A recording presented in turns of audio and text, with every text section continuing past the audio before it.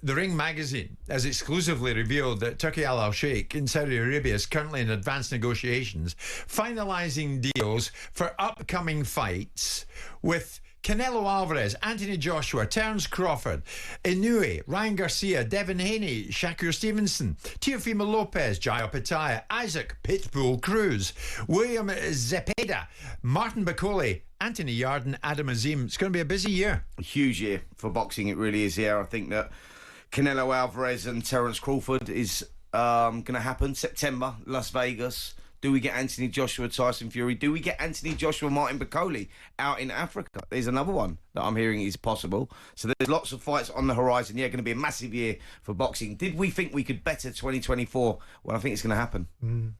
Well, we actually asked that question last week. Do you think this is going to better anything we've ever known? I really do.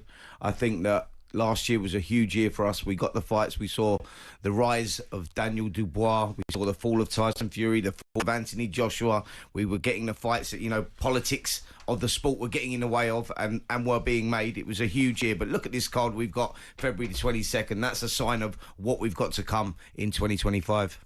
I mean, if what Turki Alalshikh is tweeting over in Saudi is anything to go by, Simon, it's going to be a monster year. Prepare soon for announcing the biggest schedule for the year in boxing history. He said, big news coming soon. Exclusive in the Ring magazine. Let's get boxing great again. So he's kind of plundered Trump's language. He owns the Ring magazine, doesn't he? I mean, by that, I mean, expect the unexpected. Expect anything, to be quite honest. Well, yeah, look, I mean, he's made money no object. So the commerciality of the decision-making process at this moment in time is leaning towards the objective of MBS in Saudi about the next generation of Saudi Arabians that are fascinated by sport, fascinated by entertainment. As Turki Alalshikh himself has said, we've got 60 or 70% of our population under 30 years of age. They want certain things, and entertainment and sports entertainment is part of it. So whilst there's an inordinate amount of money, there's big objectives, the financing of Neon City and other things that they want to do, and the sports capital that they want to do, the Mecca they want to make of Agadir, these places. So whilst they're spending a lot of money in boxing terms, in the great scheme of things, with the $1 trillion worth of oil sitting beneath them that they've got, this is small beer. And at this moment in time, the sports minister, which is Turki Alalshikh, has been put into an opportunity to influence a particular sport. And it's one of those sports that you can get hold of quite easily to some extent, because it's been the Wild West. The governance is all over the place. And of course, what he's doing now is he's making all boats rise in a high tide, don't they? So you've got the promoters all looking like wonderful deal makers, when actually what you've got is one guy in a room going, well, how much would you like? How much would you like? Right? And that's what's happening. And he's getting people's attention because money clarifies people's thinking. So, you know, whether they end up ultimately owning DAZN and using that as their gatekeeper for their broadcasting across the pantheon of sports that they want to get involved in. It's interesting.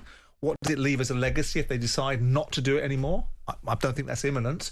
But all of these things have to be baked into the thinking. But right now, if you are a boxing fan, you are having every single one of your boxing wishes being fulfilled. And the fighters themselves cannot hide behind which broadcaster they have to be on, because it's all been removed. So if you don't want to fight, you don't have a fight, because it's no longer about money. So everyone that wants to fight one another is going to fight now. And what's been taken out of the argument as well is that the 55 percentage splits, who gets what, where does it go, 50-50. He's doing a deal with the fighters, which is fantastic for the sport. I mean, should the boxing world be concerned when the time comes, and it will, Turki Alalshikh says, that's it, and exits stage left? First of all, it's not his money. He's working for Mohammed bin Salman, whose objective as the Crown Prince is to build Saudi Arabia into an entity where there's going to be a free port built there. There's a commercial hub in the Gulf states that they want to take advantage of. A whole raft of things. So there's no indication they're going to turn the money off. What it will do is it drives the price up elsewhere.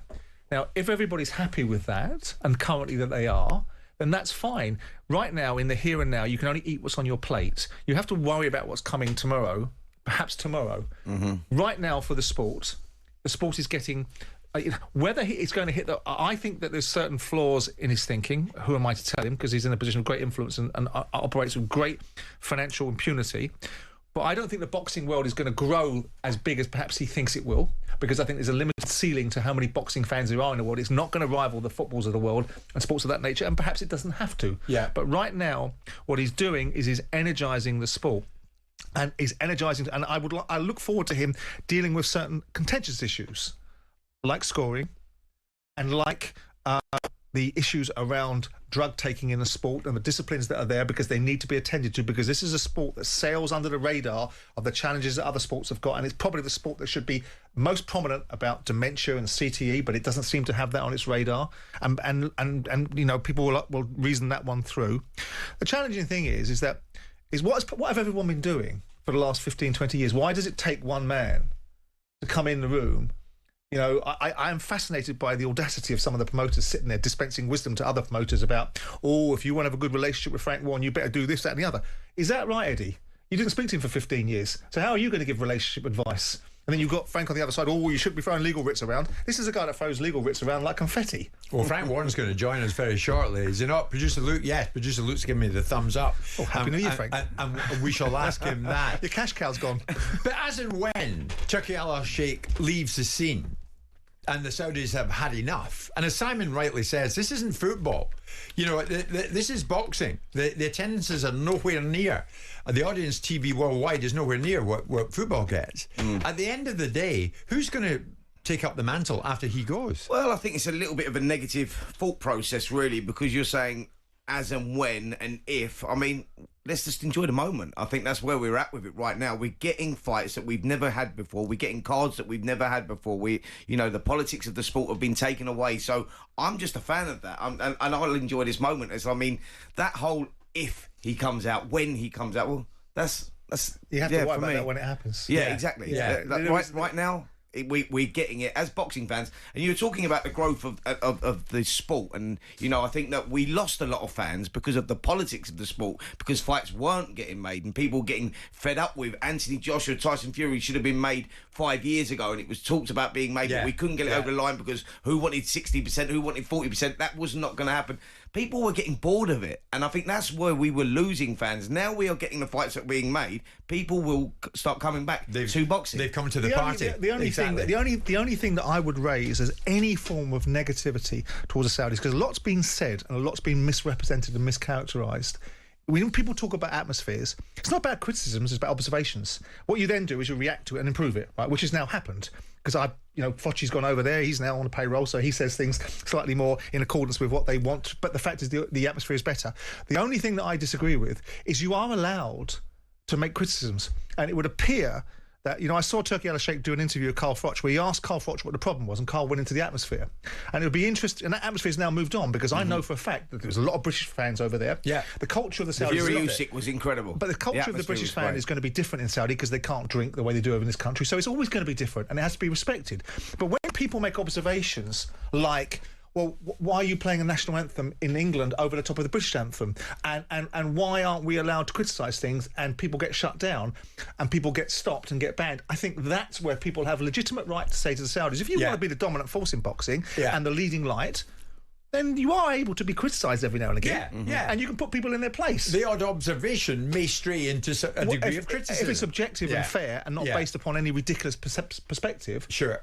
So, we'll see. On AM, on DAB, via the talkSPORT app and on your smart speaker. talkSPORT.